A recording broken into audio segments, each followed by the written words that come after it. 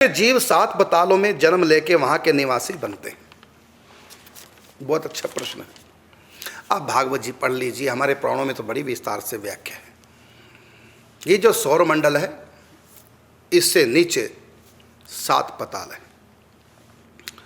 और उन 7 पतालों से भी नीचे अंतिम छोर इस ब्रह्मांड का। ब्रह्मांड एक नहीं है, अनंत अनंत ब्रह्मांड है। मैं एक ब्रह्मांड की बात कर रहा हूं। ब्रह्मांड के सबसे नीचे क्षीर सागर है।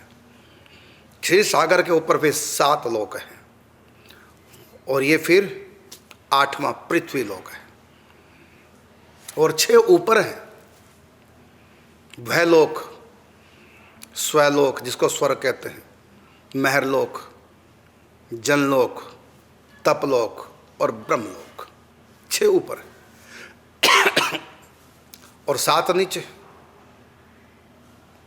ये हो गए 13, और 14वां जहां हम रह रहे हैं सौरमंडल, मृत्युलोक। क्षीर सागर नीचे है, ऊपर वैकुंठ है। इसको लोकों में नहीं गिनते, क्योंकि ये लोक नहीं है, ना ये परलोक है, ये आलोक है। ये माया जन्य नहीं है। तो आपने प्रश्न किया कि 7 पताले में जन्म लेके वहां के निवासी कौन बनते हैं, तो इसका उत्तर ही है कि सृष्टि के आदि काल में जो देवता हुए वो 3 प्रकार के देवता हुए। सात्विक देवता, रजोगुण देवता और तमोगुणी देवता। ये हैं सब देवता। तो जो सत्वगुणी देवता है वो ब्रह्मलोक में, महरलोक, जनलोक, तपलोक में, ये 4 लोक है सत्वगुणी देवताओं के लिए। और जो रजोगुणी देवता वो स्वर्ग में, इंद्र आदि। और जो तमोगुणी देवता वो नीचे के पतालों में रहते हैं, 7 पतालों में, वो भी देवता है, वो तमोगुणी देवता है।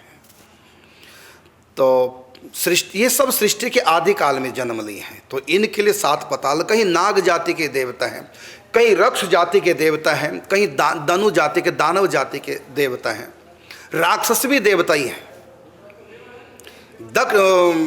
कश्यप ऋषि के जितनी भी संतानें हैं, कश्यप ऋषि मनुष्य नहीं थे, देवता थे।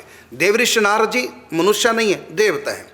अत्रि ऋषि, अंगिरा, पुलस, पुलह, क्रतु, भृगु, वशिष्ठ आदि ये मनुष्य नहीं थे, ये सब देवता थे। ये सात्विक देवता हैं, इसलिए इनको सबको देव ऋषि कहते हैं, सात्विक देवता हैं।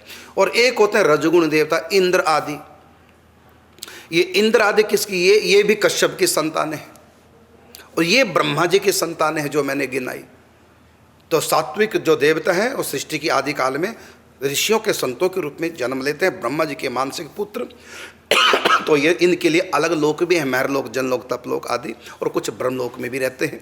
तो ये है सात्विक देवता। और रजगुणी और तमोगुणी ये कश्यप की संतानें हैं। जो सत्वगुणी देवता हैं वो अदिति की संतान है। कश्यप की अनेक पत्नी है, उसमें एक है अदिति। अदिति से देवता पैदा हुए। सूर्य आदि सब उन्हीं की संतानें हैं, देवता आदि सब। और एक उनकी पत्नी थी दनु, जिसे संतानें दानव कहलाई। एक उनकी पत्नी थी रक्ष, जिससे राक्षस कहलाए। एक उनकी पत्नी थी दीति, जिसके संतानें दैत्य कहलाई। ये सब देवता है, क्योंकि देवता की संतानें देवता होती हैं। ये सृष्टि के आदि काल की संतानें हैं। तो सृष्टि से पहले प्रलय, प्रलय से पहले की जो सृष्टि थी उसमें 3 प्रकार के लोग थे, तमोगुणी, सत्वगुणी और रजोगुणी। 3 प्रकार के होते हैं। तो वही 3 प्रकार के जो लोग हैं, जो सत्वगुणी थे वो ब्रह्मा के मानसिक संतानें बनी, और जो रजोगुणी देवता मनुष्य थे सृष्टि के आदि काल में वो बने इनकी अदिति की संतानें, देवता आदि, कश्यप ऋषि की पत्नी से। और जो तमोगुणी थे वो बन गए, कोई कद्रु की संतान बनी, तो कोई रक्ष की। कद्रु की संतान सारे नाग जितने हैं जहरीले, सब कद्रु की संतानें हैं। ये तमोगुण प्रधान होते हैं, इसलिए ये सब नीचे रहते हैं पतालों में। और राक्षस, रक्ष पत्नी से राक्षस, दनु पत्नी से दानव, और दीति नाम की पत्नी से दैत्य, और बनीता नाम की पत्नी से गरुड़ आदि। ये गुणातीत हुए हैं, है ना। तो बनीता से जो पैदा हुए वो गुणातीत, रजोगुण नहीं, तमोगुण नहीं, सत्वगुण नहीं, बल्कि गुणातीत, जैसे गरुड़, इसलिए भगवान के वाहन बन गए। तो ये बनीता से हुए।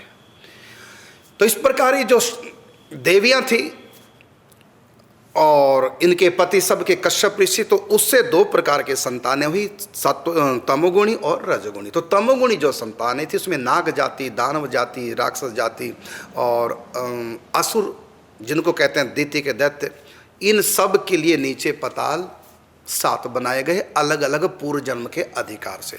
पूर्व जन्म में इन्होंने पुण्य बहुत किए थे, भक्ति नहीं की लेकिन पुण्य बहुत किए थे। तमगुणी लोग भी पुण्य करते हैं, ऐसी बात नहीं, रजोगुणी भी पुण्य करते हैं, सत्वगुण भी पुण्य करते हैं। सत्वगुणी अधिकतर भक्ति भावना में ज़्यादा होते हैं। लेकिन कुछ लोग होते हैं जो कहते हैं कि क्या करना, भक्ति करके बस अच्छे कर्म करो। वो भगवान की भक्ति तो नहीं करते लेकिन अच्छे कर्म करते, ऐसे भी लोग हैं। और कुछ लोग ऐसे में जो कहते तो हैं क्या करना, शंकर जी को दूध चढ़ा के किसी गरीब को पिला देना, वो गरीब को भी नहीं पिलाते, वो किसी को नहीं मानते, खाली कह देते हैं। तो कुछ ऐसे भी लोग हैं कि जो भगवान की भक्ति तो नहीं करते, उनका मानना ही है कि अच्छे कर्म करो, क्यों भक्ति में समय खराब करें। तो इस सदा से 3 प्रकार के लोग रहे हैं। तो ऐसे जो लोग हैं जो भगवान को तो नहीं मानते लेकिन कर्म अच्छे करते हैं, तो ऐसे लोग स्वर्ग के देवता बन जाते हैं। यदि बुरी प्रवृत्ति वाले लोग हैं, और ऐसे बहुत लोग शराबी भी, कबाबी भी, गंदे काम करने वाले भी यही बोलते हैं भक्ति क्या करनी, बस अच्छे कर्म करो, और बीच बीच में अच्छे कर्म भी कर देते हैं। तो ऐसे लोग राक्षस होते हैं लेकिन इनको सुख भी मिलता है, क्यों, क्योंकि इन्होंने कर्म भी अच्छे करके। तो जो पुण्य जिनकी अधिकता थी पुण्यों की, चाहे वो तमोगुणी व्यक्ति थे चाहे वो रजोगुणी व्यक्ति थे। तो पूर्व सृष्टि की बात करूं, पूर्व सृष्टि में पुण्यात्मा जो थे, चाहे वो तमोगुणी थे चाहे वो रजोगुणी चाहे सत्वगुणी, वो सतयुग में पैदा हुए ज़्यादातर पुण्यात्मा, क्योंकि सतयुग में सुख ज़्यादा होते हैं, दुख बहुत कम होते हैं। और जो पापी ज़्यादा थे वो सब के सब ब्रह्मा ने कलयुग में पैदा किए, इसलिए कलयुग में दुख ज़्यादा है। गरीब हो तब भी दुख, अमीर हैं तब भी दुख, शादी होगी तब भी दुख, नहीं हुई तब भी दुख, नौकरी नहीं मिली तब भी दुख, मिल गई तब भी परेशानियाँ, सर पे बोझ बैठा वो टॉर्चर करता है। तो यहाँ दुखी है कलयुग में। तो कलयुग में अधिकतर वो आत्माएं ब्रह्मा के अंदर से निकल कर पैदा होती हैं, पूर्व की सृष्टि की, जिन्होंने पाप अधिक रखे, वही, इसलिए दुख सबको उठाने पड़ते हैं। तो आपका प्रश्न था कि 7 पातालों में कौन कौन रहते हो, मैंने बताया। ये सब कश्यप ऋषि के संतान हैं जो तमोगुणी थे लेकिन कर्म अच्छे किए थे, तमोगुणी में रह के वो सब सृष्टि के आदि काल में हुए।